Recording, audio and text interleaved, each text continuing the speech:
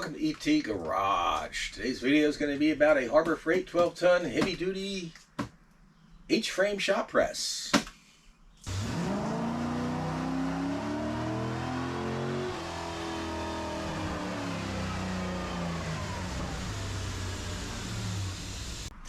Alright, like I was saying, today's video is going to be about one of these Harbor Freight H-frame 12-ton shop presses. Never owned one of these before, and like most people in the past, or most people, they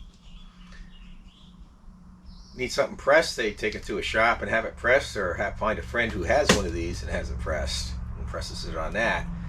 And what happens with these is you see these all over Facebook Marketplace, and I thought about buying one. I was looking and looking and looking on Facebook Marketplace, and if you see them, if they are a good deal, you got to jump on them right away. If you don't, like, as soon as they come up for sale, you got to go buy them and get them, and like within 10 minutes or they're gone. This one I got with a coupon for $149. When I figured in, like, because I live here in like the middle of Pennsylvania, and if I look on like say Facebook Marketplace or wherever, I'm gonna have to drive an hour to 2 hours away and hope I get there before someone else gets it and all that stuff. It's just better to just run to the local Harbor Freight store and get one. Now the thing bad about these is it's like I may only use it once. I don't know, maybe I'll find a bunch of other projects. I can think of several things to use it for, but the only thing I need it for right now is the put Delron bushings on my upper control arms, which I'm going to do a video in the future of. But I'm going to try and find some other stuff to do with this. I can think of a couple other things, like pressing bearings on differentials and, you know, stuff like that. But right now, that's the only use I have of it. I hope I get a lot more use than that. Otherwise, it's just going to sit here and collect dust and take up space, which I'm running out of. I was going to do this in my shop in my basement, and I just didn't feel like lugging this sucker down here. This sucker is heavy, so when you go to pick it up at Harbor Freight, it comes in this box, and let them load it for you. Also, this fit in the back of my Chevy Trax, this box, the 12-ton one. I don't know if the 20-ton one is longer, so I don't think that would fit. I'd probably have to put it over my center console or hit my shifter and stuff like that, or something like that. But for now, we're just going to unpack this, and I'll try and find something to press just to see how it works. But let's get unpacking this.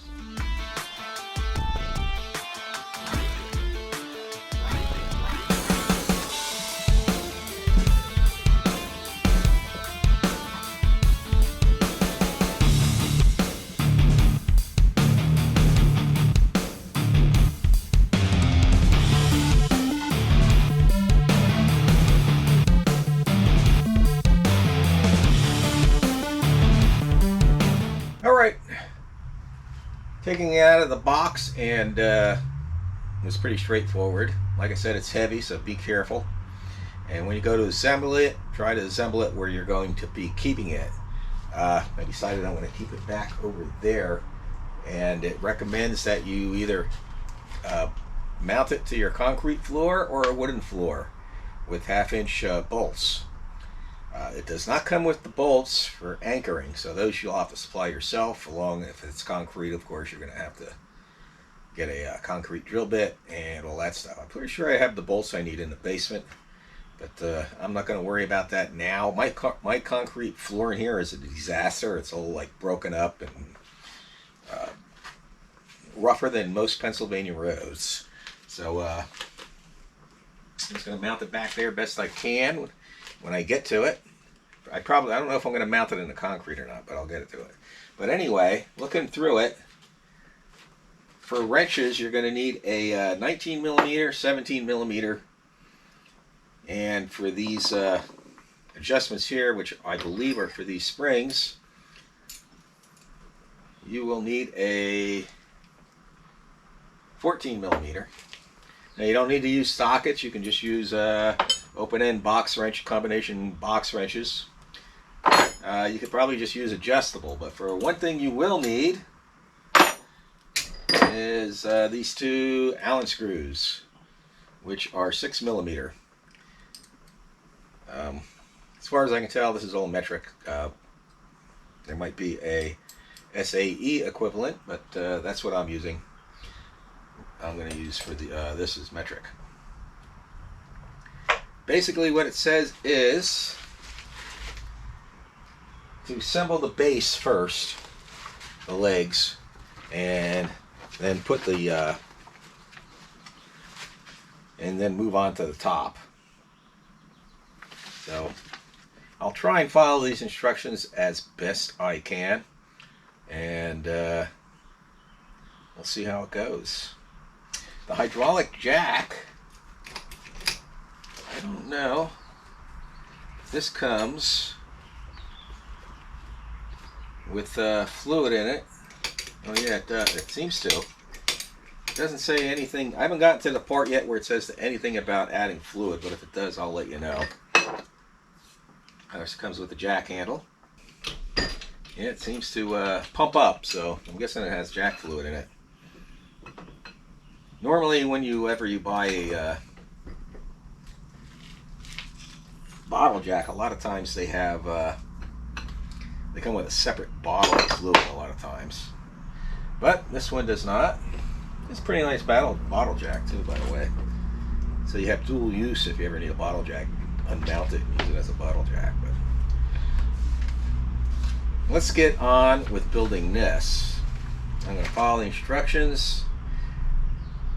Yeah, it says to have 2 people to do this too. It's just me, so I will do the best I can by myself, and I'm going to kind of alter the instructions.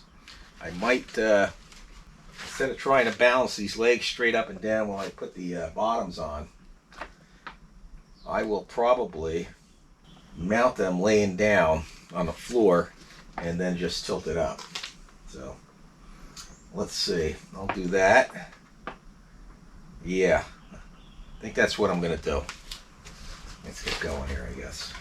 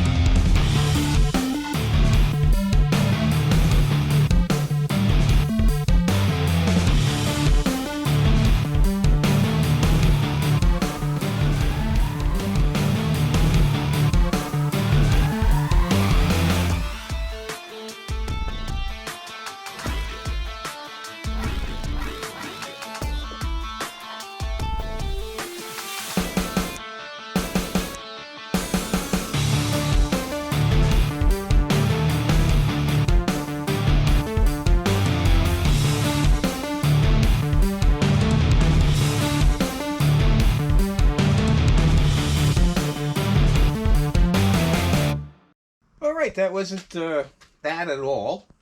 Doing it by myself, I have to say that. This is the spot I decided for. You can see how tall this is. It's, I don't know, a foot less than I am, and I'm 5'6", so give you an idea. And the next piece, major piece, that ties it all together, of course, is this piece. And I'll put that together next, which is pretty straightforward. 4 bolts. And slide it over in 4 bolts, and then put the rest together. So let me get doing that.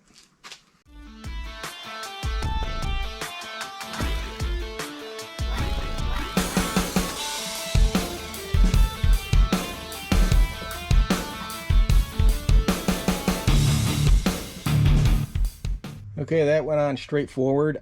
Make sure you torque these real good. I might even go down, beat these down a little with the impact. There's actually too much space between here and this beam here and here. You need to pinch it together. And when you put this on, make sure these tabs are facing down. This is where the bottle jack will go. There's a notch there. So let me go to the next step. and we'll get the next part in.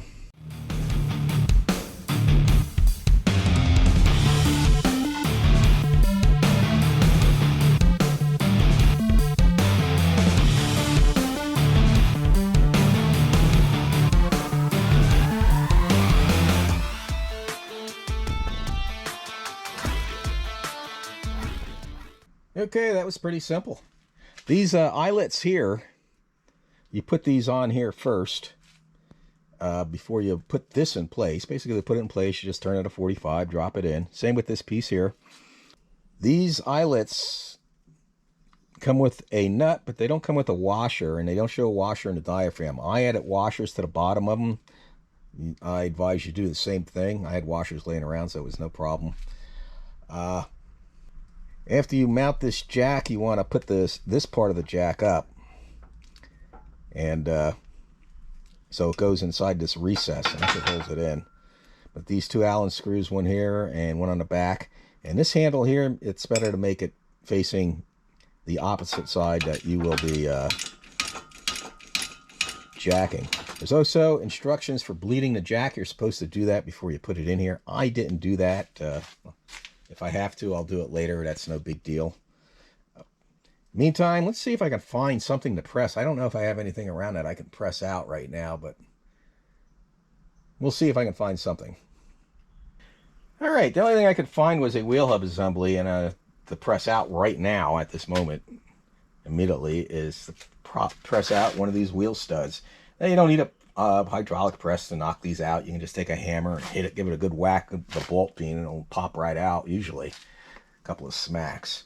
But this does come with these two plates, which are good, and you're going to need those. And if you're going to be doing any pressing, you're probably going to need more than these two plates. Like I got this piece of metal here I'm going to add as a spacer, and the stud can press right through it.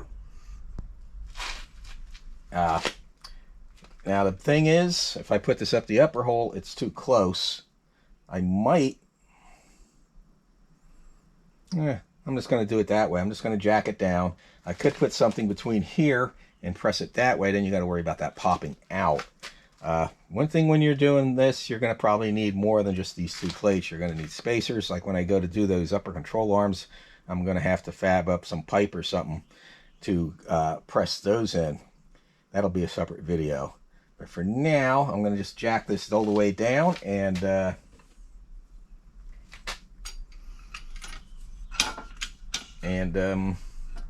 press that out. Should do it real easy. Something like this, I would hope. Hopefully I don't need to bleed this jack. Probably do. As you can see, it's going to take a lot of jacking. Hopefully it goes far enough.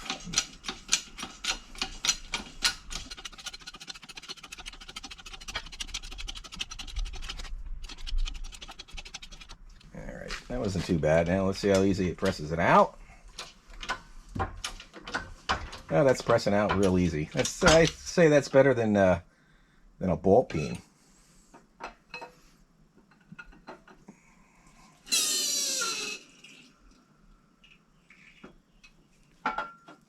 Always make sure that valve's closed.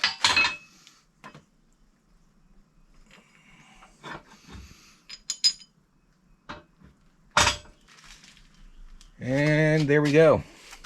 One wheel stud out. That came out super easy. Of course, you don't need 12 tons to do that, like I said. So now if I want, I could probably flip it over and pop it back in.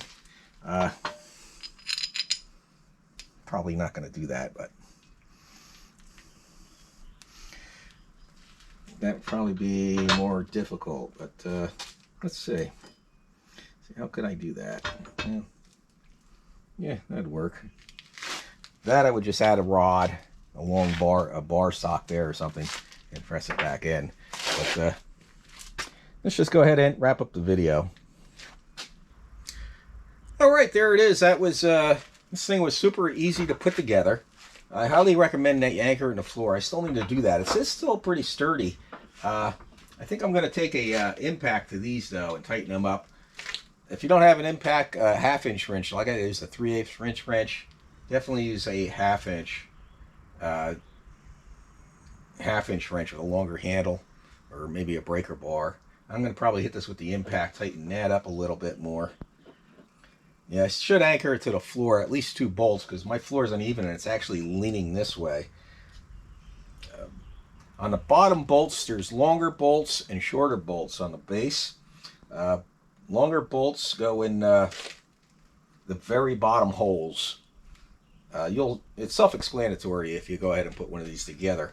Keep in mind what you're going to be pressing. If you're going to be pressing something really heavy duty, you might want to spend the extra money for like the 20-ton one. Another thing is the length. Like I can put this all the way down there on the bottom. I'm not exactly sure the length is. I'll try and leave it up here in the description box. But if you got to press something really long, well, then you're going to need something really tall. So keep that in mind when you buy one of these. Like they have those little tabletop ones that you can get. If I bought one of them, I would not be able to press my A arms. They would not be tall enough. That's why I got this one. And this is more than what I need, but I'm going to try and find some projects to press or destroy or something somehow, and see what we can do. But that's it for this video. I hope it was helpful, and everybody have a great day and God bless.